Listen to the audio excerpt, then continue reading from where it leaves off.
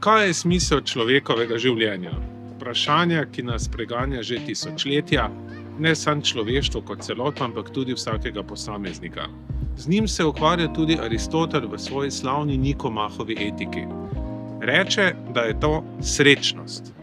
Je pa tukaj nek problem, namreč kot srečnost si vsak lahko predstavlja kaj drugačnega. Aristotel kljub tej raznolikosti mnenj pride do svojega mnenja, kaj je tisti pravi smisel človeštva.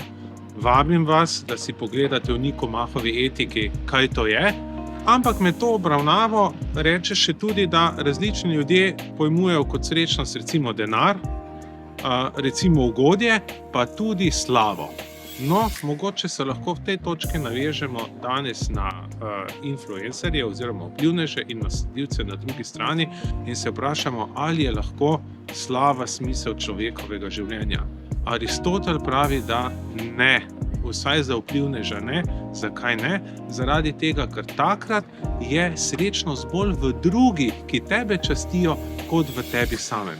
Tako da z tega vidika bi lahko rekli, da če so vplivneži pomembni, so pomembni ravno zaradi svojih sledilcev.